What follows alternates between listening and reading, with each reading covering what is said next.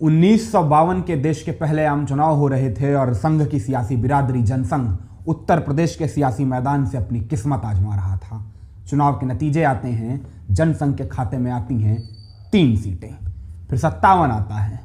सीटें बढ़कर होती हैं 5, यानी बढ़त के लिहाज से देखेंगे तो 57 के लोकसभा चुनाव में जनसंघ को महज 2 सीटें ज़्यादा मिली थी पिछले दफ़ा से, मगर फिर भी 57 का ये चुनाव जनसंघ के इतिहास के लिहाज से सबसे अहम चुनाव माना जाता है, इसलिए चूंकि ये वही चुनाव थे जब संघ की सियासी बिरादरी को पहली दफ़ा यह एहसास हुआ था कि उसे सत्ता के सिंहासन तक पहुंचने के लिए पिछड़ी जाति से आने वाले चेहरों को हर कीमत पर ऊपर लेकर आना ही होगा। और 57 के इस चुनाव के बाद पिछड़ी जाति से आने वाले चेहरों को पार्टी में ऊपर लाने की जिम्मेदारी दी गई बनारस से आने वाले दिग्गज जनसंघी नेता हरीश चंद्र श्रीवास्तव को। और जब हरीश बाबू ने उत्तर प्रदेश के जनसंघ के पटल पर उन पिछड़ी जाति से आने वाले तेज तर्रार जनसंघी चेहरों की तलाश की जिन्हें सियासत में ऊपर लेकर आया जा सकता है, तो उनकी नजर पड़ी अलीगढ़ से आने वाले एक तेज तर्रार लोध लड़के पर, नाम कल्याण सिंह, जिसकी जाति हुआ करती थी लोधी, जो बुलंदशहर से लेकर गोरखपुर तक की समूची पूर्वी पश्चिमी उत्तर प्रदेश की बेल्ट पर यादव और कुर्मियों के बाद सबसे बड़ी पिछली जाति थी। लिहाजा हरीशचंद्र बाबू ने बिना देर किए सीधा कल्याण सिंह से मुलाकात की।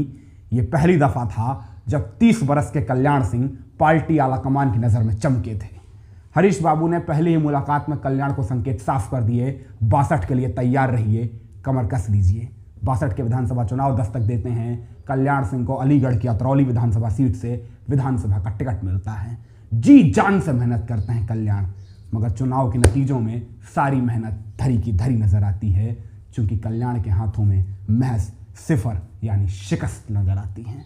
मगर फिर भी कल्याण हार नहीं मानते हैं, 67 में फिर लंगोटा कसते हैं और इस दफा पिछली हार का बदला चुकाते हुए करीब 25,000 वोटों से जीत दर्ज करते हैं। और फिर महज जीत दर्ज नहीं करते हैं, बल्कि जीतते चले जाते हैं। अतरौली के विधानसभा सीट पर एक के बाद एक 67, 69, 71, 77 लगातार 4 विधानसभा चुनाव जीतकर जनसंघ में अपनी मजबूत उपस्थिति दर्ज कराते हैं कल्याण सिंह। मगर फिर आता है बरस 1980, जो कल्याण सिंह के इस विजय रथ पर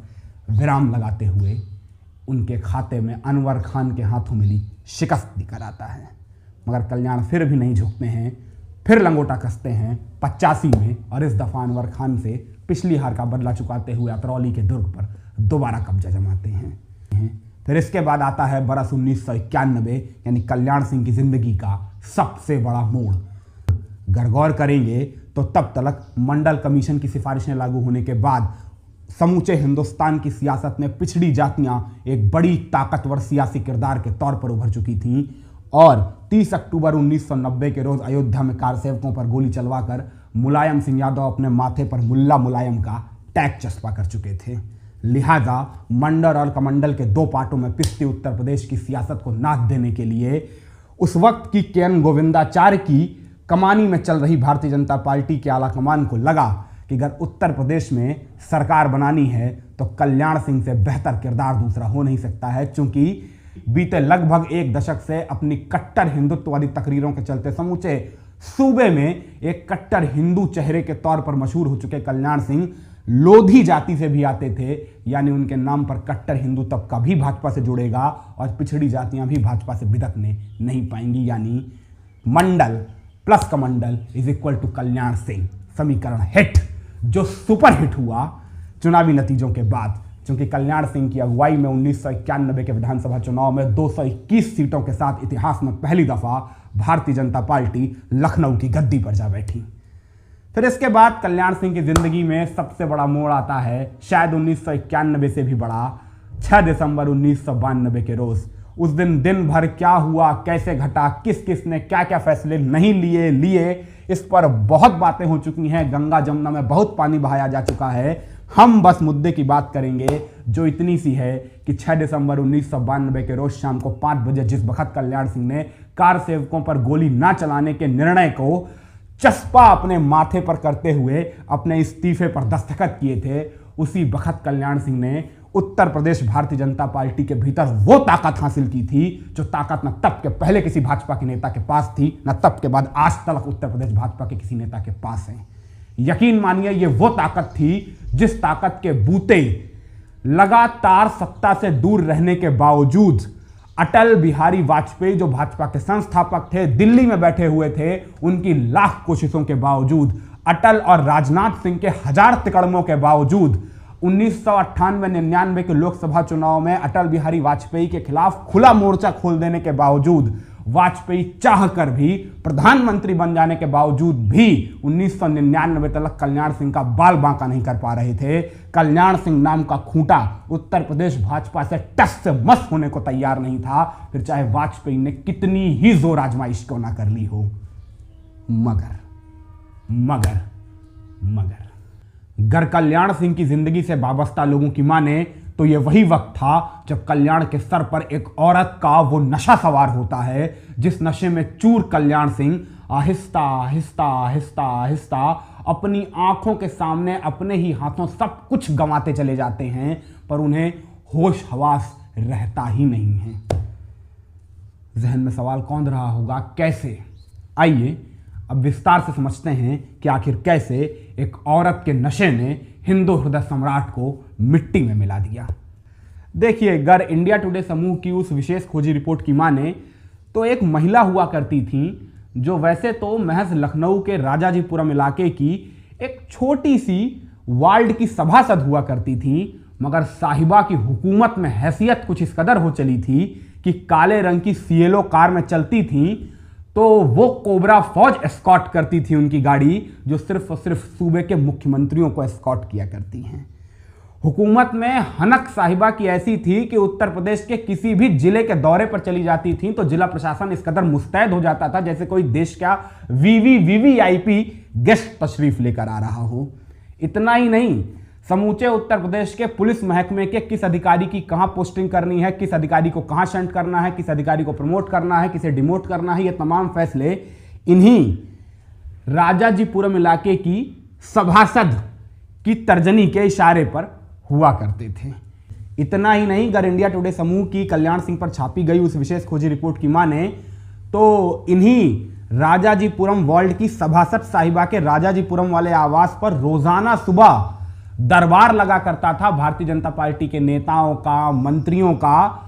इसलिए कि साहिबा उनके नाम पर अगर सिफारिश के दस्तखत कर दें तो उनका भी प्रमोशन हो जाए या उनकी भी कोई बात मान ली जाए। इतना ही नहीं, अगर इंडिया टुडे समूह की छापी गई उस विशेष खोजी रिपोर्ट की माने तो लखनऊ के राजाजीपुरम वार्ड की महज सभासद रही कुसुम राय जी के आवास पर रोजाना सुबह उत्तर प्रदेश सचिवालय के बड़े से बड़े अधिकारियों के तांते लगे रहते थे, सिर्फ इसलिए कि उनकी लाई गई दरखास्तों पर कुसुम राय जी के दस्तखत हो जाएं तो उनकी फाइल भी जवाहर भवन में जरा ऊपर चली जाए। और आपकी जानकारी के लिए बता दूं, उन दरखास्तों पर अंतिम फैसला इन्हीं मैडम साहिबा का ही माना जाता था, क्योंकि अगर इंडिया टुडे समूह की उस रिपोर्ट की माने तो कई दफा ऐसा हुआ जब इन मैडम साहिबा के फैसले में थोड़ा बहुत फेरबदल कराने की गुंजाइश लेकर कुछ अधिकारी मुख्यमंत्री कार्यालय 5 कालिदास मार्ग वाले चले गए कि शायद कल्याण सिंह जी इस पर कोई संज्ञान ले लें, तो कल्याण सिंह जी की ओर से यह कह दिया गया कि जी जैसा मैडम कह रही हैं वैसा ही कर लीजिए। यकीन मानिए, अगर इंडिया टुडे समूह की उस खोजी रिपोर्ट की माने तो लगातार एक अनाधिकृत महिला की इस कदर हुकूमत में हिस्सेदारी से भारतीय जनता पार्टी के नेताओं के भीतर असंतोष उपज रहा था, मगर कल्याण सिंह अपने आवास पर आंख मूंदे नीरों की तरह बंसी बजाए चले जा रहे थे। और हद तो तब हो गई जब कल्याण सिंह जी ने संघ की तरफ से भारतीय जनता पार्टी के भीतर भेजे गए उन शुक्ला जी को पार्टी से बाहर का रास्ता दिखा दिया, सिर्फ और सिर्फ इसलिए क्योंकि उन्होंने कुसुम राय साहिबा के फैसले पर उंगली उठाने की जरूरत भर की थी, जिसके बाद जाहिराना तौर से इतने लंबे वक्त से दिल्ली के दबावों को झेलने के बावजूद बिना सरकार में रहे कल्याण सिंह के कंधे से कंधा मिलाकर चलने वाले उत्तर प्रदेश भारतीय जनता पार्टी के नेताओं के सब्र का बांध टूट गया और उत्तर प्रदेश भाजपा के विधायक एक दो की नहीं दर्जनों की तादाद में दिल्ली आला कमान के दर पर जा पहुंचे इस गुहार के साथ कि उत्तर प्रदेश की लखनऊ की गद्दी पर बैठे हुए कल्याण सिंह को सत्ता से बेदखल किया जाए। जिसके बाद जाहिराना तौर से दिल्ली आलाकमान में बैठे अटल बिहारी वाजपेयी अपने दर पर आए उत्तर प्रदेश के इन फरियादियों की ऐसी फरियाद सुन मुस्कुराते हैं और देखते ही देखते उत्तर प्रदेश भाजपा से कल्याण सिंह का पत्ता कट जाता है। हाँ, इसके बाद भी कल्याण सिंह बाबूजी का सियासी सफरनामा बदस्तूर आने वाले करीब 2 दशक तक जारी रहता है, मगर यकीन मानिए कल्याण सिंह और उत्तर प्रदेश की सियासत से रूबरू वाबस्ता रहने वाला हर एक शख्स जानता है कि 1999 में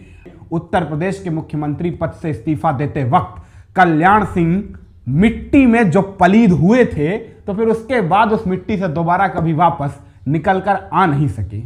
और वो इस्तीफा कल्याण सिंह को किन परिस्थितियों में देना पड़ा और उस इस्तीफे के पीछे कुसुम राय की कितनी बड़ी भूमिका थी, ये हमने आपको इस कहानी में बता दिया है। अगर ये दास्तान अच्छी लगी हो तो वीडियो को लाइक करना मत भूलिएगा, चैनल को सब्सक्राइब करना मत भूलिएगा, जिससे ऐसे ही मशहूर सियासतदारों की गुमनाम अंतर कथाएं आप तक लगातार पहुंचती रहें।